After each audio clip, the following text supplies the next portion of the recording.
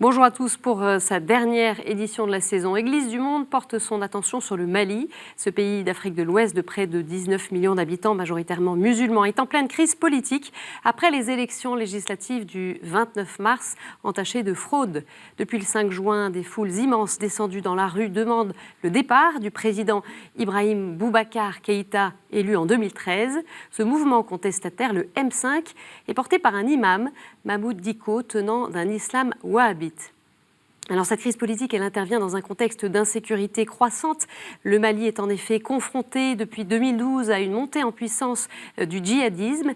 Malgré des opérations militaires internationales et un accord de paix, eh bien les violences se propagent dans l'ensemble du Sahel. Alors dans ce contexte tendu, le cardinal Zerbou, archevêque de Bamako, agit aux côtés de représentants musulmans et protestants et d'organisations de la société civile pour maintenir coûte que coûte le dialogue et trouver une issue à la crise.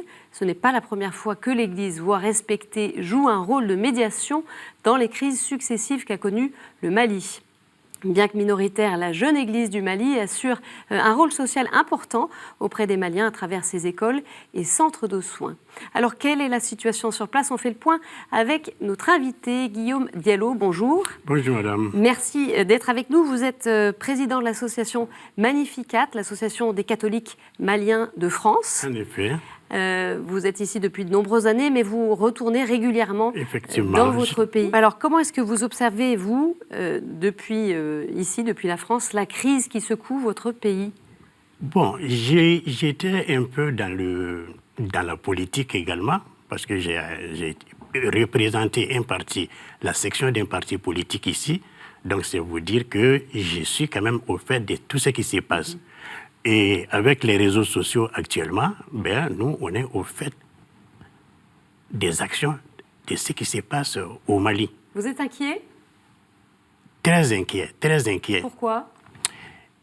Je suis inquiet parce que déjà avec la crise sécuritaire qui sévit au nord depuis pratiquement 2012 et qui s'est transportée au centre où il y a eu des luttes entre des ethnies, notamment les Peuls et les Dogons, s'ajoute maintenant au sud, donc à Bamako, la crise post-électorale. Et c'est justement l'eau qui a fait, la goutte d'eau qui a fait déborder le vase. Sinon, ces mécontentements pouvaient, et on pouvait le constater par le quotidien des Maliens. Alors justement, dites-nous, ce mécontentement qui couvait, oui. Quelles sont les difficultés que vivent au quotidien les Maliens? Les difficultés que vivent au quotidien, c'est déjà au niveau même de la jeunesse, des enfants. L'école est fermée depuis 6 à 8 mois. Partout dans le pays? Oui. La reprise a eu, je crois, la semaine dernière parce qu'il y avait le problème de salaire des enseignants. Donc ça, c'était bloqué depuis combien de mois? Et avec cette crise, le président de la République a fait enfin un geste pour débloquer ces salaires. Donc, non seulement les élèves n'allaient pas à l'école, mais chez nous, c'est le panier de la ménagère. Donc, les prix des denrées alimentaires, des premières nécessités qui galopaient. Et le vrai problème, c'est l'opulence à côté de la misère. Et si on sait qu'encore que ceux qui ont ces moyens-là, pour nous, ne les méritaient pas. Tout ce qui se passe, le président entouré de sa famille, on voit sa famille un peu partout, son fils. Bon, je crois que c'est quelque chose qui agaçait également les populations, les partis politiques, voilà. Où en est le dialogue amorcé aujourd'hui par la majorité au pouvoir et l'opposition? Est-ce que ça avance ou pas? Oui, ça avance. Il faut faire très attention. Moi, j'entends par-ci, par-là que Mahmoud Dicko, c'est dirigé par Mahmoud Dicko. Voilà, cet imam. Il faut préciser que Mahmoud Dicko est le parrain d'un mouvement qui s'appelle SEMAS. Qui est quoi? Qui représente qui? C'est Mas qui est quand même, comment dirais-je, c'est le mouvement qui a fait descendre les populations. Donc c'est lui qui incarne cette contestation aujourd'hui. C'est un religieux. Non, Mahmoud est les parrains de ces mouvements. Justement, qu'est-ce que vous en pensez de ça? Ce n'est pas la même chose que l'on dise que c'est Mahmoud Dicko lui-même qui a fait descendre les populations. Pas lui en tant que tel. Pas lui en tant que tel, c'est le mouvement. Il est parrain de ces mouvements. Mais il ne faudrait pas du tout négliger son influence sur ces mouvements. Non seulement sur ces mouvements, mais sur une frange quand même des musulmans du Mali. Alors justement, qu'est-ce qu'il faut en dire là-dessus, puisque lui est tenant d'un courant wahhabite, il a été formé en Arabie Saoudite. Oui. Voilà. Est-ce que c'est une préoccupation pour les Maliens et pour les musulmans maliens, cette influence qu'il pourrait avoir sur l'islam au Mali? Sur l'islam au Mali, je ne peux pas trop m'engager dans ce sens en étant chrétien, parce que même si j'ai dit la vérité, ça peut quand même frustrer certaines personnes venant d'un catholique, d'un chrétien. Mais on ne peut pas nier que Mahmoud Dicko a quand même une certaine obédience quand même dans la religion musulmane au pays. C'est quelqu'un qui mobilise, qui remplit un stade de combien de milliers de personnes. Et ça, en quoi c'est préoccupant en tant que tel? C'est les langages qu'il tient. C'est les langages qu'il tient. Parce que parmi les imams, parmi les religieux musulmans, Mahmoud Dicko a un niveau intellectuel. C'est un professeur d'arabe. C'est un professeur d'arabe. Et il a ses connexions, il a ses réseaux. C'est quelqu'un qui a travaillé à Tombouctou. Et jusqu'à présent, il a quand même ses entrées à Tombouctou. Or, Tombouctou, c'est au centre quand même de la crise du Nord. Donc ça vous inquiète, en fait, c'est ce que vous nous dites? Moi, personnellement, parler d'un religieux de ces hauts rangs dans la politique, ça m'inquiète. Ça m'inquiète dans la mesure où on craignait quand même, dans ces discours et autres-là, qui ne nous ramène à un État islamique. C'est ça le danger. Parce que dans tout ce qu'il disait dans ses prêches et autres-là, ou des rencontres et autres-là, il martelait bien la position quand même de l'islam dans la gestion du pays. Et tout récemment, par exemple, il y a eu un problème au niveau de l'éducation nationale, sur un document, un livret qui devait sortir où ils avaient compris que c'était pour faire l'apologie de comment dirais-je là, de l'homosexualité, des trucs comme ça. Mais ils sont sortis et autres là, et ça s'est arrêté. Ça s'est arrêté. Donc, on ne peut pas nier la force de mobilisation de Mohamed Dicko. Et le fait qu'il y ait une popularité croissante. Exactement. Et en 2009, c'était la même chose pour le code de la famille. Et là, le président de la République, en ces temps-là, a reculé. Alors que le document était passé même déjà à l'Assemblée nationale. Donc l'importance du poids religieux... Il a un poids religieux et maintenant un poids politique dans la mesure où les politiciens et autres là sont attelés derrière lui, derrière son mouvement. Alors il y a d'autres religieux qui sont présents dans ce contexte actuel, puisqu'il y a une médiation des responsables religieux chrétiens et musulmans qui interviennent et qui discutent avec l'imam Dicko. Oui. Côté Église, eh bien, c'est le cardinal Zerbo, l'archevêque de Bamako, qui tient ce rôle-là et qui discute avec d'autres représentants pour pousser le pouvoir et l'opposition à maintenir le dialogue. Alors le cardinal Zerbo, joint par téléphone par Rémi Pem depuis le Mali, nous explique à quoi sont appelés les chrétiens face à cette crise. On l'écoute et on en parle juste après. D'accord. Bon, les catholiques, ce que nous leur demandons, c'est le souci de s'informer. Actuellement, vous voyez, les actions sont conditionnées par les informations que l'on reçoit. Alors, on entend surtout maintenant beaucoup de nouvelles qui circulent sur les Facebook, des mensonges sur les gens. Donc, d'être très vigilant par rapport aux informations qu'ils reçoivent. de ne pas contribuer à véhiculer ces fausses informations et surtout ce qui crée l'intoxication.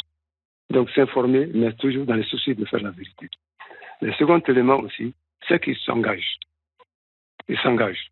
C'est vrai que l'Église catholique, bon, ça fait bientôt, on n'a pas encore 150 ans, mais l'Église catholique, les chrétiens ont une bonne réputation. Qu'ils fassent tout pour mériter cette bonne réputation par leur honnêteté dans le service, le bon voisinage avec les autres, le souci de partager les joies et les peines. Ça veut dire que nous avons le souci de vivre ensemble. Et ce que nous voyons aujourd'hui est en train de compromettre ce vivre ensemble. Alors c'est pourquoi nous engageons les chrétiens à retourner à ces valeurs-là pour que le Mali puisse être sauvé. Pour ne pas arriver aux affrontements que nous redoutons, nous disons vraiment de faire recours à ces valeurs-là. Et second point aussi, aux valeurs religieuses qui sont données, qui est le pardon, qui est le dialogue, qui est la réconciliation.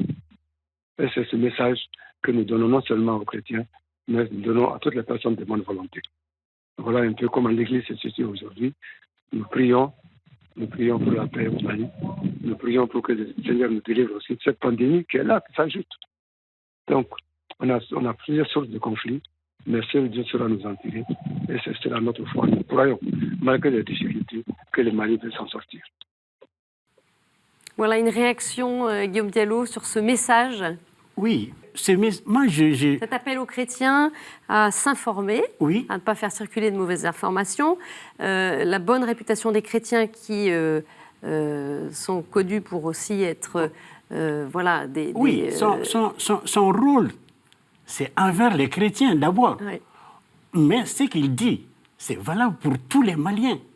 Et je pense que dans ce problème de crise au Mali, il faudrait...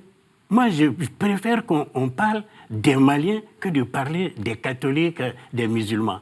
Et c'est ça le danger. Alors justement, c'est quoi le danger? Mais les dangers, c'est une minorité face quand même à une majorité. Ça voudrait dire que toi, tu n'as pas le droit de parler quand on est là. C'est une vraie menace, ça, aujourd'hui, au Mali? Mais ça, c'est une vraie menace. Quand on voit quand même la radicalisation quand même de certaines personnes, et surtout de la frange jeunesse, ça fait peur. Chez les jeunes, c'est ça? Chez les jeunes, ça fait peur. Et les jeunes sont désœuvrés. Ils n'ont pas d'emploi. Donc, qu'est-ce qu'ils font? Ils passent toute la journée à se raconter toutes ces choses-là. Ils vont à la mosquée, ils sont toujours à la mosquée. Ils entendent certaines prêches. Or, on ne peut pas dire que tous ces prêcheurs, quand même, vont dans le même sens de l'unité du pays ou bien de la médiation entre les populations. Donc, vous voyez, donc, ce que le cardinal dit, c'est ce qui devrait être dit par tous les religieux. D'accord. Ce qui doit être dit par tous les religieux. Pas simplement une voix d'église. Non. Et ce qu'il est en train de dire, c'est sûr et certain que les musulmans, beaucoup de musulmans l'écoutent. Parce que depuis le premier évêque du Mali, l'archevêque Luc Sangaré, qui a été très connu jusqu'à sa mort dans la médiation, ou du moins dans le dire vrai aux différents présidents de la République. Je vais vous raconter une anecdote, et c'est les musulmans qui vous le disent. C'est qu'au vœu présenté par les religieux au président de la République, eux, ils attendaient que l'intervention de Monseigneur Luc Sangaré, parce qu'il disait toujours la vérité au président de la République. Et les gens étaient tous contents. Et ils se disaient, voilà quelqu'un qui dit la vérité. Parce que Monseigneur Luc Sangaré a dit, je n'ai peur que de Dieu. C'est la même parole de vérité que porte le cardinal Zerbo. Exactement. Il a été son évêque auxiliaire avant sa mort. Il était son évêque auxiliaire. Et lui-même, il vient du même quartier que Jean Zerbo. Alors ce rôle en première ligne des religieux n'est pas forcément bien perçu par les chrétiens. Quelles sont leurs craintes? On écoute le point de vue de Jean de Dieu Dembélé, qui est président du Conseil du laïcat catholique au Mali. Il est joint par téléphone. Le mouvement M5-RFP a une caution morale, qu'on peut dire, qui est d'Imam Dicko. Mais autour, il y a des acteurs de la société politique, de la société civile. Et ce que nous craignons, c'est que de cette lutte politique nous passions du champ politique vers le champ du religieux et qui risque de fragiliser davantage notre pays qui est déjà dans des situations complexes. Ce que j'attends par rapport aux leaders religieux, c'est qu'eux-mêmes, qu'ils développent une stratégie de dialogue pour que leur action de médiation ou pour certains de prise de position ne soit pas, en tout cas, un vecteur de division au niveau, en tout cas, des communautés religieuses. Et les solutions, c'est aux politiques, ils vont les trouver. Et les différents camps vont trouver des compromis politiques, ils les trouveront. Mais les religieux doivent, en ce moment, ne pas se positionner ou qu'on ait l'impression qu'ils ont une position. Et cela peut être dangereux. Alors là, ce qu'on entend ici, c'est un écho un peu différent qui remet un peu en question cette parole forte des religieux qui s'immiscent dans le champ politique. Qu'est-ce que vous en pensez de ça ? Ça ne remet pas en cause. Pour moi, ça ne remet pas. Jean de Dieu, je le connais bien. Et d'ailleurs, Jean de Dieu est jusqu'à ce jour le secrétaire général de l'association Magnificat, parce qu'il n'a pas été remplacé jusqu'à présent. Dites-nous donc, alors. Ce que Jean de Dieu il dit, c'est effectivement une crainte que l'on passe du politique au religieux. Moi, j'ai été un peu rassuré en voyant l'évolution des positions de Mahmoud Dicko. Mahmoud Dicko a dit un moment, il a parlé de l'article 4 de la Constitution, la laïcité du Mali, et que ça, c'est inviolable. Ça rassure tout le monde. Ça rassure tout le monde. Mais ça, c'est sur papier. Mais dans les comportements des uns et des autres, face à cette majorité de 90% ou 95% et 2 ou 3% des catholiques, c'est un vrai problème. C'est un vrai problème. Qu'est-ce qu'il faudrait faire, du coup, selon vous, pour sortir de cette crise ? Mais c'est des solutions politiques. Comme il a dit. Quoi concrètement, alors ? Mais il y a eu des propositions, aussi bien du côté du mouvement de Mahmoud Dicko que du président de la République aussi, mais qui a été rejeté par des contestataires. Parce que qu'est-ce qu'ils veulent maintenant ? Au départ, c'était carrément le départ du président, la démission du président de la République. Mais on voit maintenant avec... Alors qu'il a été élu en 2013, les élections n'avaient pas été contestées au moment des élections. Les gens, ils reviennent toujours à ce mot « être élu ». Être élu en Afrique, ça veut dire quoi ? Ça, c'est un autre débat. Mais il a été élu, il a été intronisé président de la République. Je concède, c'est vrai. Mais à chaque fois qu'il y a des problèmes, on ramène ça déjà à la manière où il a été mis président de la République. Et les élections législatives du mois dernier sont venues confirmer les craintes quand même des populations. Parce que des députés qui n'ont pas été élus dans leur circonscription sont repêchés par la Cour constitutionnelle. Donc là, il y avait des fraudes, des personnes qui n'étaient pas élues, mais qui ont finalement été validées. Voilà. Donc, on ne comprend même pas sur quels critères la Cour constitutionnelle travaille. Fonctionne. On va parler pour les dernières minutes de cette émission sur un autre problème qui gangrène aussi le Mali et plus largement le Sahel, c'est la question du djihadisme qui n'est pas réglée depuis 2012, malgré des opérations militaires internationales, dont la présence de la France, malgré un accord de paix signé en 2015. Pourquoi est-ce qu'on en est là, selon vous ? Pourquoi cette question, elle n'est pas réglée et elle a même tendance à se propager et s'intensifier ? Bon. Beaucoup disent, vous savez, dans la guerre, quand vous voyez l'ennemi en face, c'est plus facile de le combattre. Mais l'ennemi chez nous, on parle de djihadisme, on parle d'un pays à 95% de musulmans, et les djihadistes qui sont musulmans. Moi, je me pose la question de savoir si on peut parler même de djihadisme dans un pays où les musulmans sont déjà implantés. Donc, le vrai problème, c'est que ces djihadistes, pendant la courte période de leur présence au nord, se sont mariés avec des enfants de ces localités et autres-là. Vous voyez, qui ont fait des enfants et autres. Donc, il est difficile d'aller quand même les tirer de ces populations, les identifier dans cette population.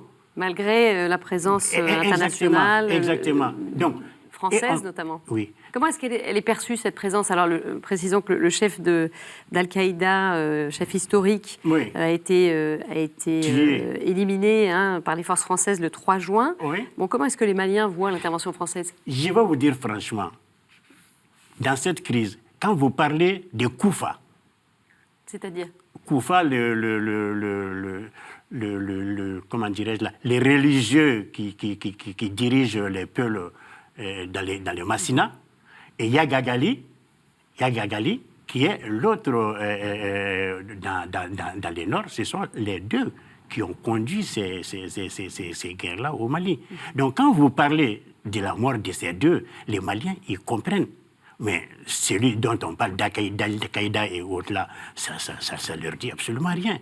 C'est la France ou les pays occidentaux et autres là qui comprennent les jonctions qu'il y a entre ces messieurs et toute la frange des djihadistes et autres là qui sévissent aussi bien au Mali, Afghanistan, Syrie, tout. C'est eux qui comprennent et qui connaissent. Mais le problème que les Maliens ne comprennent pas également, c'est que malgré tous ces moyens qui sont là, et surtout les drones, les satellites, et que des colonnes de motocyclistes ou des pick-up sévissent dans les centres du Mali pour aller tuer et retourner, pas de traces. On ne peut pas comprendre. Ça, c'est un mystère. Voilà, justement. Vous parlez de cette technologie militaire qui est là pour identifier dans les moindres recoins du pays les djihadistes, mais on ne met pas la main dessus. Or, quand vous prenez votre téléphone et même vous voyez certaines choses, car avec les GPS et autres, là, sur les téléphones, vous voyez bien. Donc, à plus forte raison, des instruments plus sophistiqués.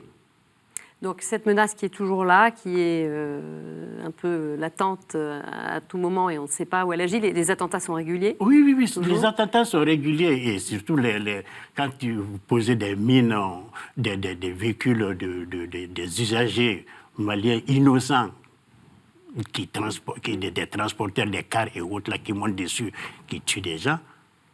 Mais en même temps, il y a également des bandits qui sévissent dans la zone. Donc, on ne peut plus faire la différence, comment dirais-je, entre les bandits, les djihadistes et je ne sais quoi. Ceux qui cherchent exactement. des ressources. Voilà, donc ça complique vraiment les choses également.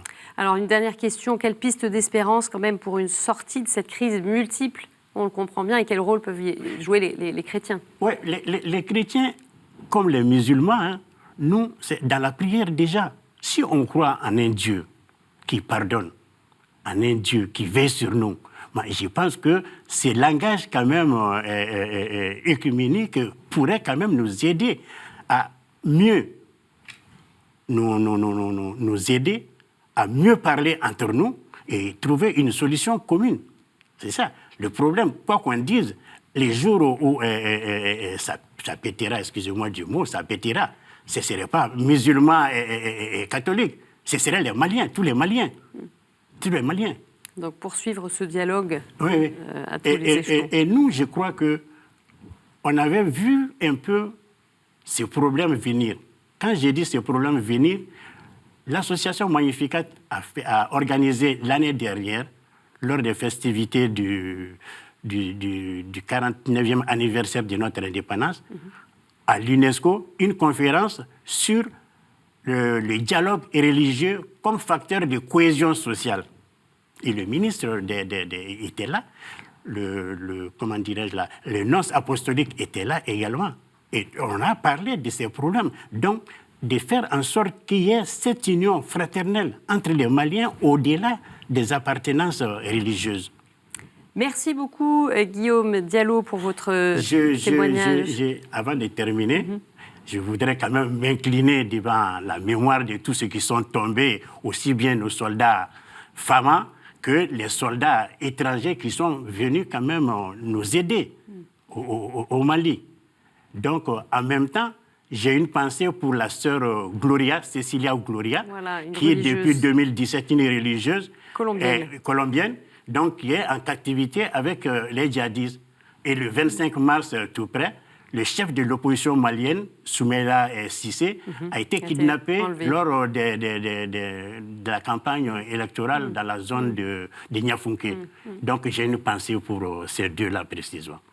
Merci beaucoup Guillaume Diallo. On va bien sûr continuer à suivre la situation au Mali. Ok, merci bien de m'avoir invité. Voilà, c'est la fin de cette édition. Merci à nos équipes pour sa réalisation. Merci à tous également pour cette saison Église du Monde qui s'achève. Je vous souhaite un très bel été. On se retrouve en septembre. À bientôt. Au revoir.